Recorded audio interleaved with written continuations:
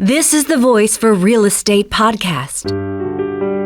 Whether you're buying a home, building a home, or designing a home, you'll meet the local experts who can provide all the information you need in every episode of Voice for Real Estate. And be sure to subscribe, share, and comment so you don't miss a single episode of Voice for Real Estate. Here we are for another edition of Voice for Real Estate. And every edition I enjoy bringing this to you all, but this one is particularly interesting for me because it's about short-term rentals, and everybody's talking about short-term rentals, no matter where you live along the Carolina coast. And with us today, we have the voice for short-term rentals for the town of Mount Pleasant, Jane Baumrind. Is that, did I pronounce that right? Pretty good. Good. And Perfect. you have you've led the charge for the short-term rentals here in Mount Pleasant. And matter of fact, you've done such a great job, Jane, that other cities, my understanding, are actually looking at the program you put together. But before we start with all that, I want to talk about you a little bit. So where are you from and how long you've lived here, and do you have children? I am originally born and raised from New Jersey. My husband and I moved here with our youngest daughter in 2013. And so we've been here about 8 years, and I have three boys. They're the three oldest, and they all went to college in California and stayed. So they all live out there. And my daughter is a hairdresser in Mount Pleasant. She did the Wando program. Do you have any grandchildren yet? I just had my first, Awesome. January of this year, a little boy named Teddy. It's adorable.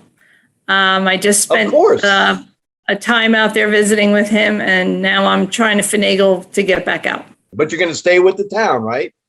I will be here for quite some time. From dealing with you, in all transparency, for those that are watching and or listening, I own a short-term rental in Mount Pleasant, and that's how I got to know this fabulous person. And everybody thinks you're wonderful, and you're a can-do type of person that always tries to find a solution. And y'all were vacationing. My understanding is you and your husband were vacationing in Savannah. Is that right? Is that how you got here? Tell us about that. This is how we got here. We went on a trip for our anniversary to Savannah, and he said, I want to show you my favorite city. So we drove up, spent the day in Charleston, and it was beautiful. We had a great time, went back to Savannah, and then back to New Jersey. And a couple months later, he came to me and said, I want to move to Charleston. And I looked at him and said, are you crazy? Nobody moves out of New Jersey. What is wrong with you? And then he convinced me to look, and we looked, and then 2008 hit, and that kind of stopped us. So we couldn't sell our house. So we waited. Our youngest son graduated high school in June, and we left July 30th. He had 1 month and shipped him off to California, and down we came, and we've been here ever since, and it's been great. And how long have you been working at the town? It'll be 8 years in September. So this was your first job when you came here. You applied and they hired you? That's a very funny long story and a whole nother podcast. But yes, it was. I was hired as a part-time job share for a receptionist. Oh wow! So how I got here, I'm not quite sure, but it happened. I think you got there because you're very talented.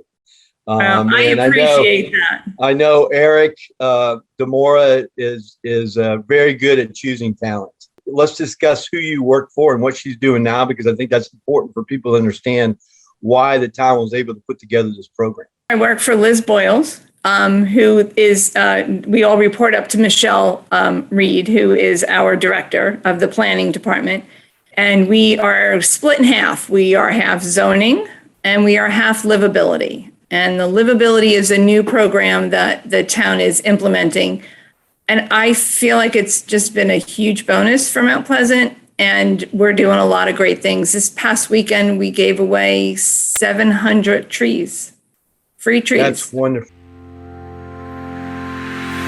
Podcast advertising is the new way to reach your best audience. Podcast advertising gives your business a voice of authority. Be heard. Advertise on one of our podcasts. Visit carolinapodcasts.com or call 843-345-7012. You're listening to the Voice for Real Estate podcast, a conversation about coastal Carolina real estate. You know, if anything, Jane, the short-term rentals are an investment for people. And the houses we've noticed in our neighborhood, the houses look better and they're better kept if they're short-term rental. So I think that's one of the positives of the short-term rental. Well, a short-term rental is by far better maintained than either a long-term or actually just an owned property. Yes, Because they have to agree. be taken, they are manicured inside and out every week. Let's dive into the short-term rentals. How long has the program been going on, and where is it today? So in August of 19, the ordinance was passed that there would be a short-term rental ordinance. Prior to that, you only had to have a business license. And that was basically because a few people were doing it. Then it went into effect January of 20, and we were given the cap of 1%, which brought us to about 405 houses or permits that could be issued. And from there, it has evolved back down to a solid number of 400. And we've met the cap, and I would imagine we're going to meet the cap every year. Once we meet the cap, I then take the name and information of anyone who wants to have one, and I put them on a wait list. You have a waiting list of people that want to have short-term rentals. So there's a misconception out there of realtors, and could you share that with us, what that misconception is of people buying properties for short-term rentals? A lot of the realtors do not realize, and or the property owners or the permit holders don't realize it's non-transferable. So if I purchase your home, Bill, and you say, oh, you can have my permit, no, I can't. So I now have to get on that wait list. So there's been a couple of unhappy people. I've had a few unhappy calls explaining that to them. And it's important for everyone who has a short-term rental or wishes to have one to look at our website, look at our short-term rental page. Is there a URL you can share with the viewers and the listeners right now? Well, they would want to go to the Town of Mount Pleasant website. Okay. And look for our short-term rental page. We have our own page, and that's what it's called, short-term rental page. And it's So underneath. they can go to the town. They can go to the town. They can go to the town site and they can search short-term rentals, and it'll go right to the information they need. Correct. Correct. And including our application, everything that is necessary and that you need to have is there. Including an email address that you can email straight to us, to the STR email. I answer all of them, and I encourage everyone to ask me first, especially the realtors, before they present a property that they may think can be one, and it may not be able to be one. There's one huge misconception, Bill. Just because a neighborhood does not have an active HOA does not mean there is not covenants on that property. Okay. So in the older neighborhoods, they need to check that out. You need to go down to the record of deeds, find out if there is a recorded copy of a covenants, because if I was to give you a permit and your neighbor presents to me the covenants that says we can't lease our properties, then I have to revoke your permit. And now you've invested. So there's a lot of due diligence on the owner's part, but we're here to help. So you are here to help. I can attest to that. I know you said it started in 2019, the process, and then it was okayed by the state. But way before 2019, you've been working on this. So when did you actually start working on the process to bring us to where we are today? It took them 2 years to write the ordinance. And so that would probably be late 17 into 18 and then 19, and then had it passed in 19 in August, but then it took effect January of 20. So it took about 2 years to write it. It's a growing process. Every year we look at it. We're going to look at it again this year because it needs to be tightened up only because this has exploded. And when we started, this seemed like a very simple little process, but as it's grown, there's things that need to be tightened up and language that needs to be clear for everyone. They need to understand the rules. Well, it's new. And when it's new sometimes, or when anything's new, things have to be worked out. And honestly, Jane, I think part of the challenge at the beginning of the process was the major platforms, VRBO and Airbnb. They weren't talking to the municipalities around the country. And so that made it even more difficult for the municipalities, in my opinion. You want to share any dialogue on that? I have tried multiple times to contact Airbnb and they will not respond to me. To this day, they still yes, don't communicate? They Wow. do not respond to me. And it's because I am a municipality. So what I do now is if I need to find somebody and tell them you can't rent this piece of land, I will message them through their account. Oh, wow. And that's how I get them, because sometimes I don't even know where the property is. I want to buy a piece of property and I'm thinking about making it a short-term rental. What's the first thing I should do? First thing you're going to do is look for the zoning. Make sure that it is not zoned multifamily. If it has a multifamily zoning, it is out. It cannot have one. Okay. So that would be more of your townhomes and your apartments, but there are some properties that could just randomly be in a multifamily zoning that for whatever reason back in the day. So going forward from there, if you would want to make sure your neighborhood covenants, if they exist, what they say and what it means for rentals. And then if you're going to build and you want to build a home with an accessory structure, you want to make sure you get the proper permits for that accessory dwelling unit. And if you have that situation, you have to live on that property. This cannot be your income property. This cannot be your investment. You have to live there as the primary home. That is another big misconception, that I can buy this house, rent the main house, and rent the ADU and live in Florida.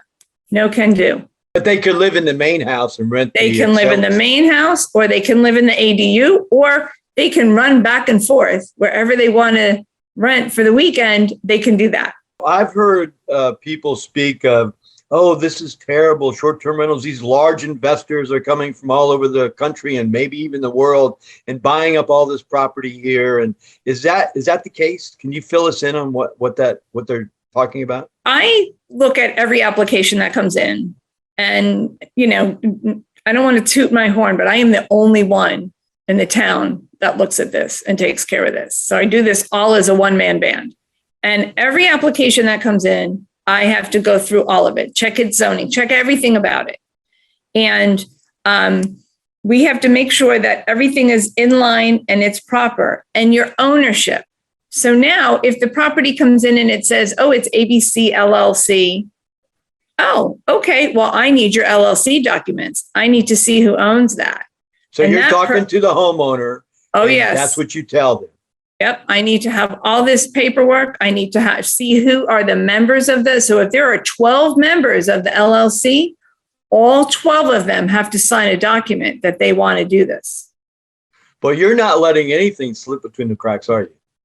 I am not. And I've actually had it said to me, oh, wow, we thought you were doing nothing. And I said, no, I'm watching this like a hawk, because we are accountable. If I'm giving you a permit, then we are accountable that we said this was okay. And I wish I could be Oprah and say, you get a car and you get a car and you get a permit. I can't do that. I have to make sure that this is legal, that you own it.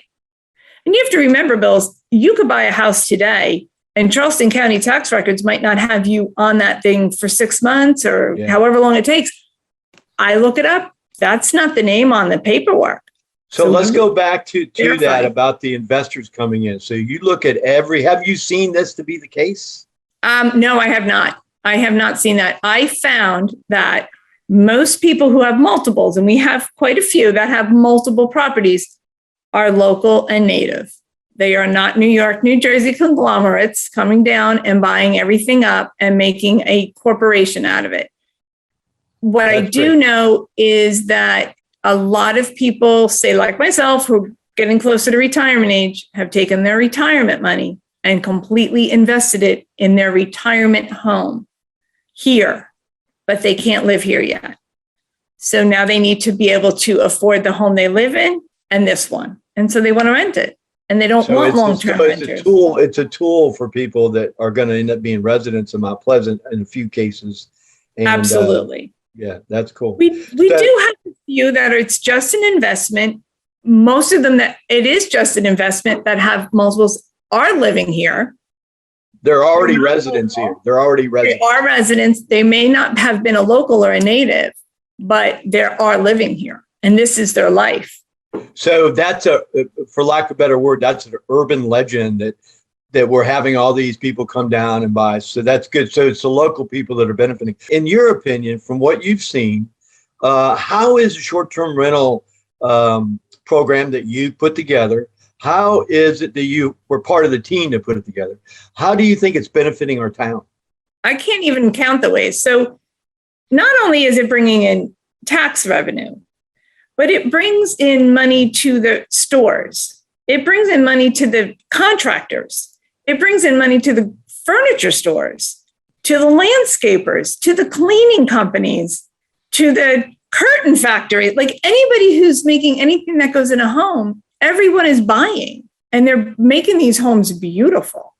And so the money, so the wealth of the growth of this is being spread amongst. It's not just the guy who's showing up here and banking all the money. Is he making a lot? Absolutely. They wouldn't be doing it if they weren't making money. But even any business, the restaurants, downtown, and it's not all about downtown. And the one thing that I think a lot need to remember is we're not a beach town. We are a town, and it costs a lot of money to rent here in these Airbnbs and these VRBOs. It's not cheap. The average cost for a night is $220. I don't think that's cheap. Right. I think that probably varies from 220 to 325 or 350, but it's not inexpensive. I have seen it as high as $2,000 a night. The people that stay here, Jane, I think that they feel a more warm and fuzziness of when they talk to the owners. They feel like they're more at home. They feel more, I hate to sound hokey, but the warm and fuzziness of knowing that owner and that owner talking to them. I think and they stay longer. In a week's time, they're going to go out to dinner every night for the most part, and they're going to enjoy, like you said, the shops so I think there's a lot of reasons, as you said, that the short-term rentals benefit the town, and it definitely is different staying in a short-term rental than it is a hotel, for sure. You feel since the town has done such a good job of the short-term rental, have we had other municipalities come and visit you? Because we're kind of like the model for this, aren't we? I haven't had anybody come visit me, but I've had them call me. I've had them call me up and ask me, what are you doing and how do you do this? And it's very funny. And I've even had some that obviously I've had locals, but I've had other states. I've had one from New England. I've had one from Texas. They call me up and they just want to pick my brain and ask me what to do. And of course, I tell them, get yourself a staff. If you can get a staff, make sure you get help. How do they hear about us? I think that they're just searching. Well, Charleston is just such a hot spot. And if they're doing their own due diligence, they're looking on Airbnb and seeing how many are out there in this area. So, and they probably they just said that we're just Googling around to see who's got a program. We see you have one. You're right outside Charleston. What can you help us with? Can you help me explain what you're doing and how you're doing? Very recently, North Charleston is working on theirs. And I had one or two calls from there. Just what do we do? How do we do this? How do you handle that? And, and I tell them the truth. And unfortunately, Bill, if you ask me a question, I'm going to give you the answer. Have you talked to any other municipalities up and down coastal Carolina? Have you talked to Hilton Head or Beaufort or Myrtle Beach? I have. There was a meeting through College of Charleston who was doing a study, and they had all of our local ones. So the one from Kiowa and Hilton Head and North Charleston and Charleston County, like all over, they all came together downtown in a luncheon. And we were able to not so much bicker back and forth about what we need or don't need, but more learning how they handle it and how the control they have. And so I learned a lot. Tell me what the biggest thing you learned from that interaction. Their enforcement, how they handle their enforcement. And they're like, downtown has a livability court. And now Mount Pleasant is working to get a livability court going. And so I was in court Monday. I had to issue 2 tickets to one person. people to understand they have to pay taxes when they do this, and it's only the fair thing to do. Tell us how the enforcement works and what happened on that particular court hearing. So honestly, I have not had to issue a ticket to a permit holder because they're all behaving. These are the people that are renting without a permit and have been told you cannot do this, and have been conversations and explaining. And I've gone through all of the networks, and for 2 years, I'm chasing them to say stop. And finally, I was given the green light. Okay, send that ticket. And so we've had tickets served, and I've been in court 4 times now, and they have to pay those fines. Do they have to also pay back taxes and the revenue they generated? You know what? That comes out of Charleston County. We do not handle taxes in Mount Pleasant. Everything goes to Charleston County. I would love to think that they would, but I can't speak for them.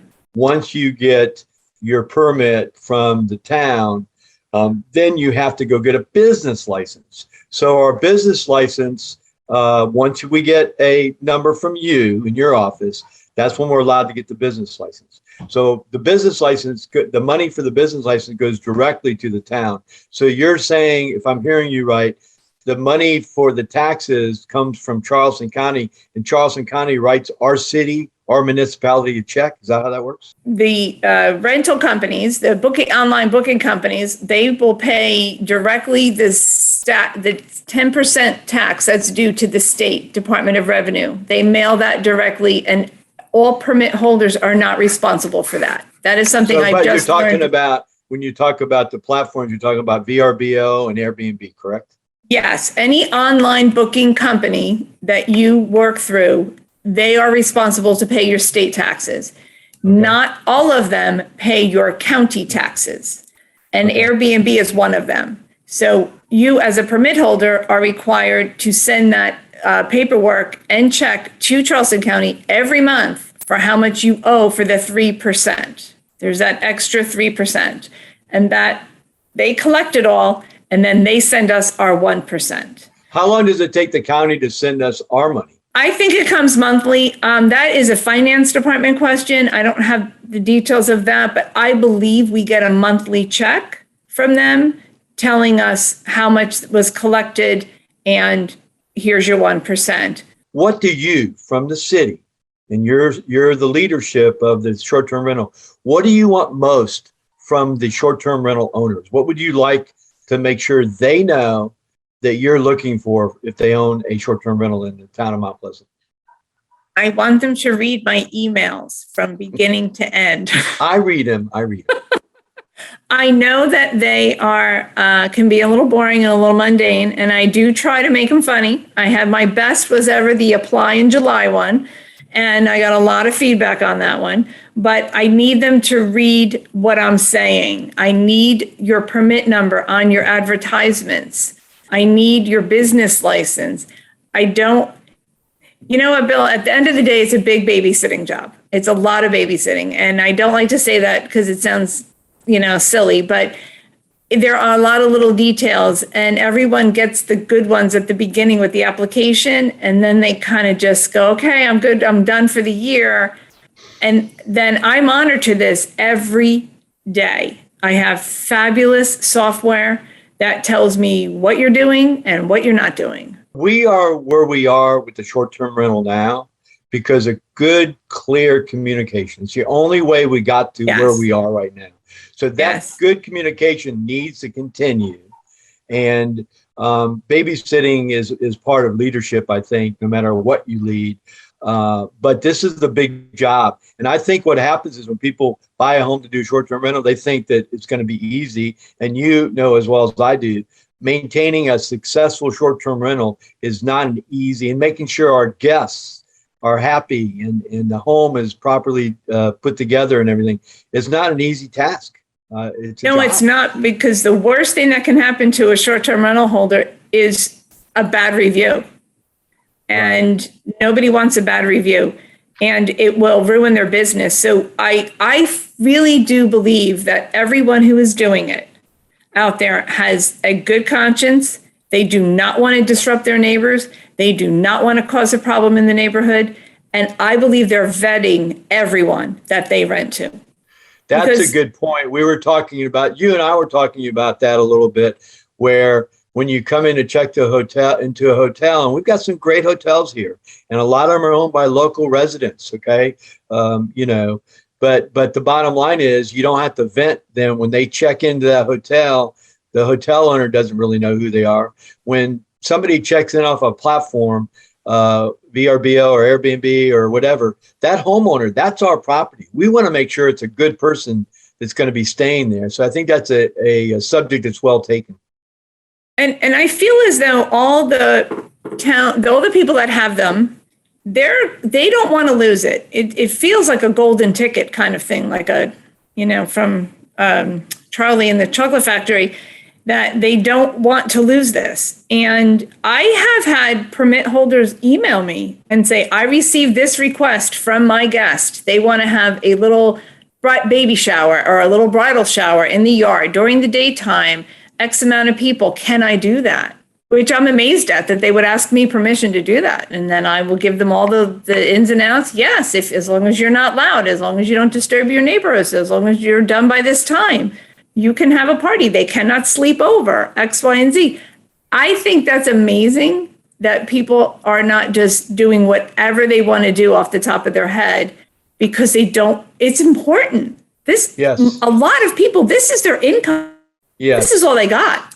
Yes. Now, I know people that are retired and they live off their short-term rental home or homes, depending on the situation. My personal situation is I have a son who has a traumatic brain injury, and we use the revenue off of that to help him now and in the future. So, Jay, I really want to thank you and your staff and the town, really, because we had to get permission from the town to do this. So it shows me that the town wanted to know what we were doing. So it shows me that the leadership of our town really wants this to be successful. And it's also a way to generate more revenue, which besides raising taxes, and I think that's where I like to hang my hat when I talk about it, because if this can be additional revenue for our city and allows us to keep the taxes down, property taxes down.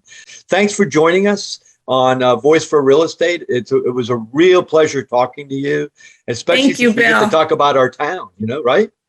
Thank you. I appreciate it because it was great for me too. It gives me an opportunity to put out there that this is a good thing and we're here to help and give as much information as we can. And I'm glad you're reading my emails. Yeah, I am. And I have one, speaking of reading something, I have one more important question. Do you read Mount Pleasant Magazine? I do read Mount Pleasant Magazine. I have one sitting on my desk right now. Every time I walk in the door and in the building and I see, there's a new pick. Thank you. And I take mine. I come in very early in the morning and I take it and I look around. No one's watching. I take my magazine and up I go. It's a beautiful magazine. And I will tell you this, coming from the North, which does get a lot of criticism, I have never seen magazines like that ever till I moved here. Oh, that's awesome. Ever. That's awesome. When I got here and I saw this magazine and I could pick it up in the grocery store. And it's free. Yeah, I didn't even want to say that word. I was like, I could take this? This is mine?